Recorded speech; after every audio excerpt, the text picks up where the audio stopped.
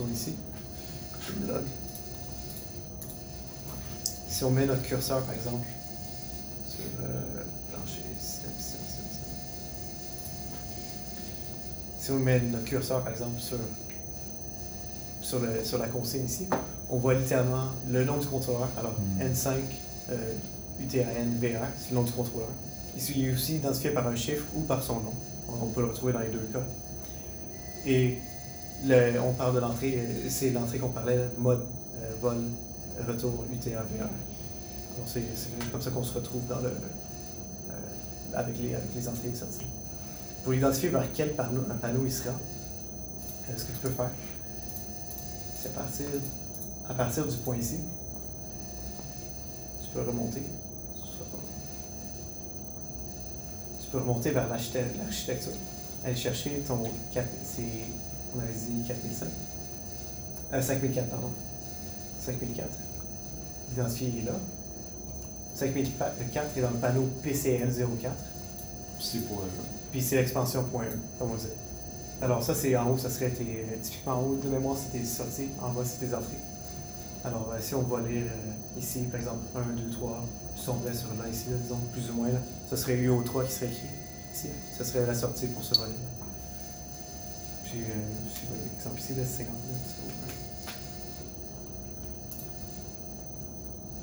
c'est peut-être une photo ici, là, qui va montrer un peu plus clairement de quoi je parle. Si je vais ici, et je l'ouvre.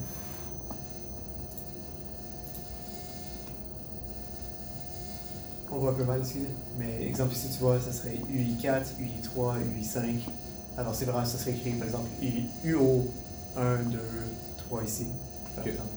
Alors si jamais vous voulez vous retrouver, c'est comme ça qu'on travaille de notre côté. Par la suite, si jamais il y a quoi que ce soit, si vous voulez voir toutes les entrées, toutes les sorties sur le contrôleur, ce que vous pouvez faire, c'est que vous pouvez aller dans la liste de points. Alors si on descend dans le document un peu plus bas, quand même beaucoup plus bas en fait.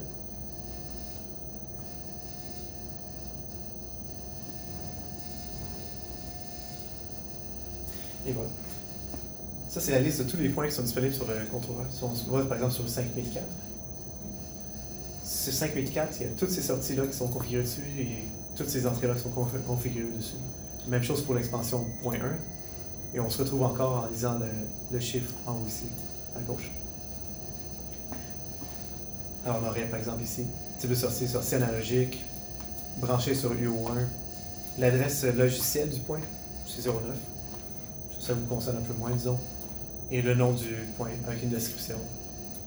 C'est quoi le type de sortie ou d'entrée? Par exemple, c'est une sortie 0,10 volts et ça va de 0 à 100%. Tout simplement. Ça peut vous aider quand même beaucoup à débugger des affaires. Là. Si jamais, par exemple, vous cherchez une échelle ou un état pour quelque chose, ou peu importe, si vous le mesurez au multimètre, vous donnez une idée à peu près de quoi vous attendre comme valeur. Qu'est-ce qui est affiché, par exemple, c'est pas bon. Là. Ça peut vous donner une idée. Okay.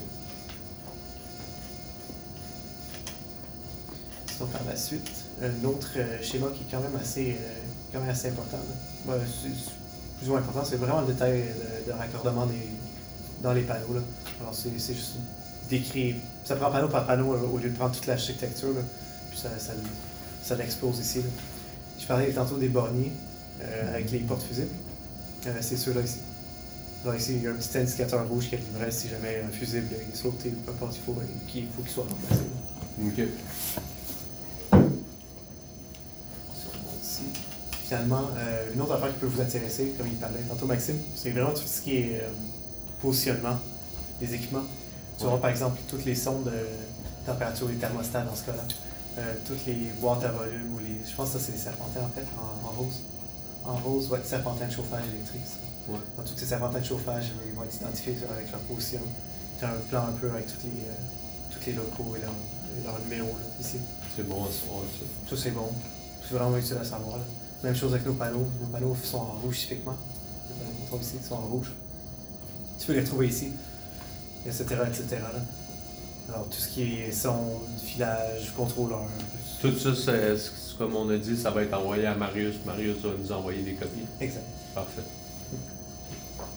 Ça fait le tour aussi de mon côté. Là. D'autres questions?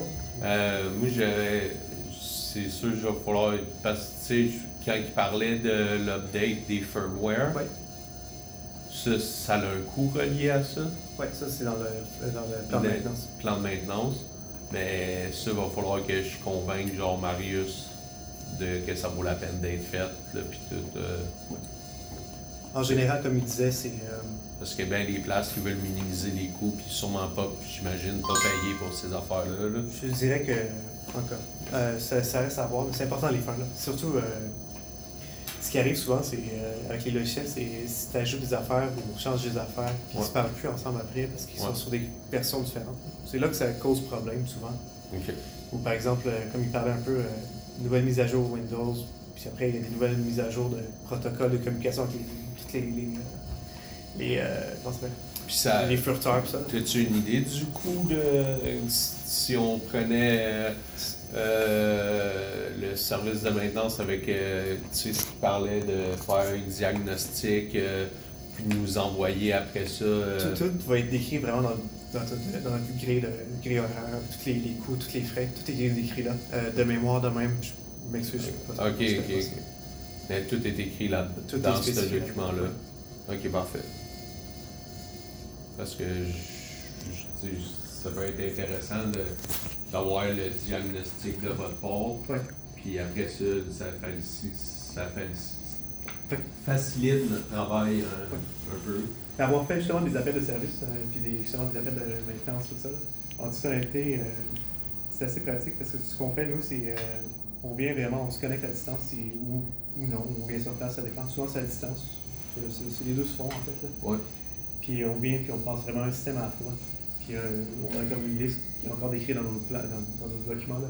On passe un système à la fois, puis on check si les entrées ont de l'allure, s'il y a des trucs qui sont bloqués, si le temps est bon, s'il y a des erreurs, des alarmes. On check vraiment tout l'historique et on donne vraiment comme un compte rendu à la fin. Après, on vous donne par exemple des recommandations de quoi faire. Alors en tant que tel, malgré qu'on ne fait pas par exemple toutes les maintenances, tout ça, ça vous sauve beaucoup de temps.